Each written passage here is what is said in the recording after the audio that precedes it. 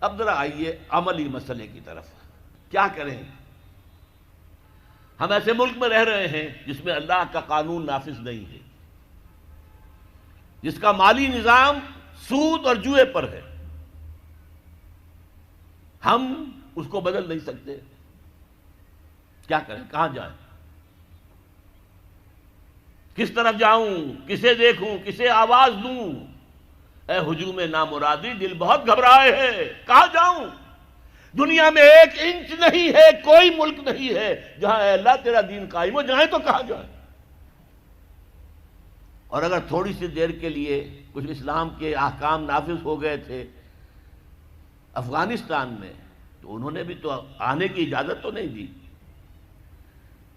کہ آ جائیں بعض لوگ اور یہاں پر آباد ہو جائیں. زمین نہیں خرید سکتے.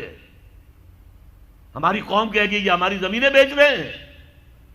لہذا طالبان بھی اس کی ہمت نہیں کر سکے کہ وہ قوم کے جذبات کے خلاف باہر سے آنے والے مسلمانوں کو آباد کریں.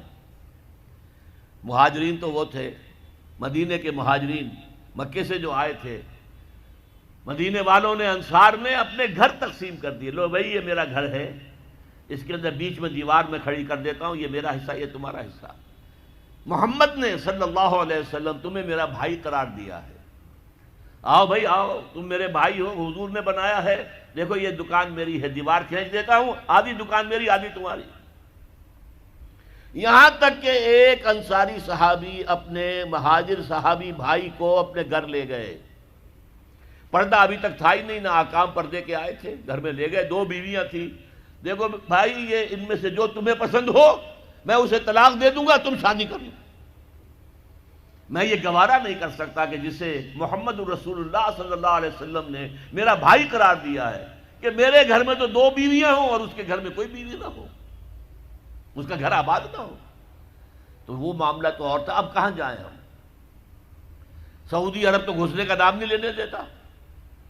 عمرے کا ویزا ہے تو چلے جاؤ، دفاع ہو جاؤ، نکل جاؤ، ورنہ پھر پکڑ دھکڑ شروع ہو جائے گی. شرطے آپ کو پکڑیں گے، جیل میں ٹھوس دیں گے. بس عمرہ کرو اور جاؤ. یہاں آباد ہونے کا کوئی سوال نہیں، قتل کوئی سوال نہیں. لہذا کیا کریں اب؟ یہ سوچنے کی بات ہے.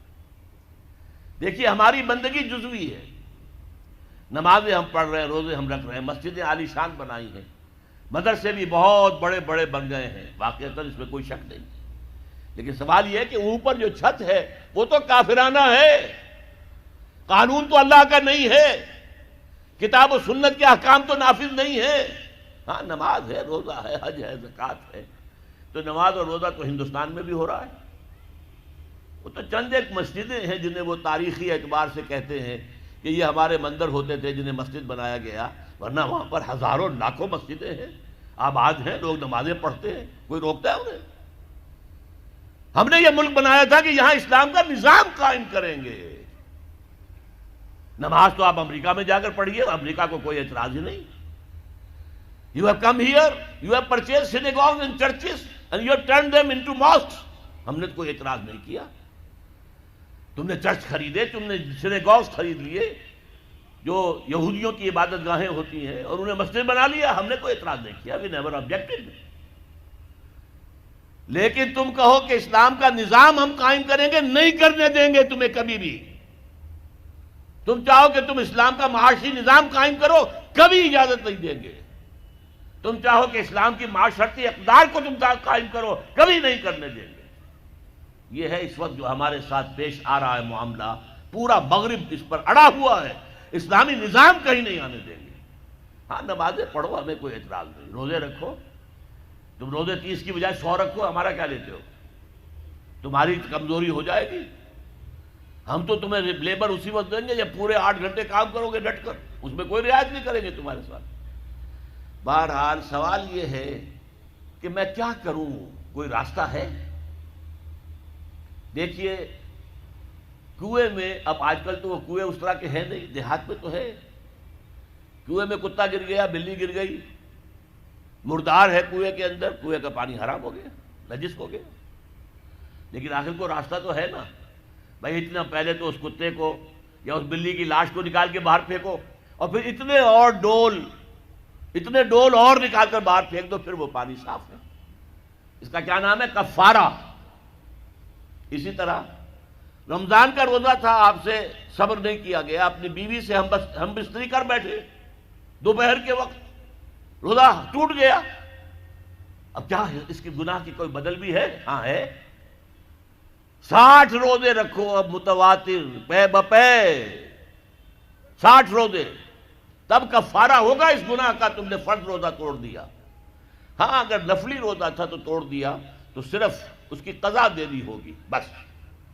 فرض روزہ اسے توڑ دیا ہے تو اس کے لیے تو 2 مہینے کے 60 روزے پے بپے رکھنے پڑے۔ تو اب ہم جو کفر کے تحت زندگی گزار رہے ہیں اور اس اعتبار سے اللہ کی نگاہ میں ہم کافر ہیں، لیکن سوال یہ ہے کہ جائیں تو کہاں جائیں، کریں تو کیا کریں؟ نظام کفر کا ہے۔ قرآن کہتا ہے وَمَن لَّمْ يَحْكُم بِمَا أَنزَلَ اللَّهُ فَأُولَٰئِكَ هُمُ الْكَافِرُونَ۔ جو لوگ قرآن کی، اللہ کی اتاری ہوئی شریعت کے مطابق فیصلے نہیں کرتے وہی تو کافر ہے۔ کافر کسے کہتے ہیں؟ اقبال نے کہا نا، بتوں سے تجھ کو امیدیں، خدا سے نو امیدی، مجھے بتا تو صحیح اور کافری کیا ہے؟ تمہاری ساری امیدیں امریکہ کے ساتھ وابستہ ہیں، وہ مسئلہ طے کرا دے، وہ یہ کرا دے، وہ کرا دے، وہ معاملہ ہمارا، وہی تو سب سے بڑا چور وہی ہے، سب سے بڑا ڈاکو وہی ہے، سب سے بڑا اسلام کا مخالف وہی ہے، اور اسی کے پاس ہم جاتے ہیں۔ قرآن کا فتویٰ تو یہ کہ تم کافر ہو۔ ہاں انفرادی طور پر تم مسلمان ہو، اجتماعی طور پر قومی سطح پر تم کافر ہو۔ وَمَن لَّمْ يَحْكُم بِمَا أَنزَلَ اللَّهُ فَأُولَٰئِكَ هُمُ الْكَافِرُونَ۔ یہ 7واں رکوع ہے سورہ مائدہ کا، اور پھر فرمایا وَمَن لَّمْ يَحْكُم بِمَا أَنزَلَ اللَّهُ فَأُولَٰئِكَ هُمُ الظَّالِمُونَ۔ جو اللہ کے اتارے ہوئے قانون کے مطابق فیصلے نہیں کرتے وہی تو مشرک ہیں۔ اللہ کے حکم کو چھوڑ کے کسی اور کے حکم پر فیصلہ کر رہے ہو، اس سے بڑا شرک کیا ہوگا؟ اور تیسری مرتبہ فرمایا وَمَن لَّمْ يَحْكُم بِمَا أَنزَلَ اللَّهُ فَأُولَٰئِكَ هُمُ الْفَاسِقُونَ۔ وہی تو فاسق ہیں، فاجر ہیں، وہی تو سرکش ہیں، وہی تو باغی ہیں، وہی تو غدار ہیں اللہ کے، جو اللہ کی شریعت کے مطابق فیصلے نہیں کرتے۔ اب ان 3 آیتوں کے روح سے سمجھ لیجئے ہم کہاں کھڑے ہیں، کیا کر رہے ہیں۔ دیکھیے میں آپ کو ایک مثال دیتا ہوں۔ ہماری آبادی کا میں سمجھتا ہوں اکثریت تو وہ ہے جو نماز روزے کے لیے پابند نہیں ہے۔ ان چیزوں کا چرچا شہروں میں زیادہ، دیہات میں بہت کم رہ گیا، بہت کم، بہت کم، اور ہماری 70% آبادی دیہات کے اندر ہے۔ اچھا جو نمازیں پڑھتے روزے رکھتے ہیں، خاص طور پر شہروں کے کاروباری لوگ، وہ بلیک مارکیٹنگ بھی کرتے ہیں، وہ حسابات بھی غلط دیتے ہیں، جھوٹ بولتے ہیں، جھوٹ یا حلف اٹھاتے ہیں کہ یہ حساب ہم حلفیہ میں کہہ رہا ہوں یہ حساب صحیح ہے، جبکہ حساب غلط ہے۔ سودی کاروبار کرتے ہیں، اپنے کاروبار کو بڑھانے کے لیے سود کا قرضہ لیا ہے، سودی قرضہ لیا بینک سے، اپنی بلڈنگ بنانے کے لیے بہت بڑی قرضہ لیا ہے بینک سے، تو ان کی عبادت کیا ہوئی؟ وہ اس آیت کے ذیل میں آ گئے کہ نہیں؟ افتؤمنون ببعض الکتاب وتکفرون ببعض فما جزاء من يفعل ذلك منكم الا خزي في الحياة الدنيا ويوم القيامة يردون الى اشد العذاب وما الله بغافل عما تعملون۔ لیکن میں ان کو بھی چھوڑتا ہوں۔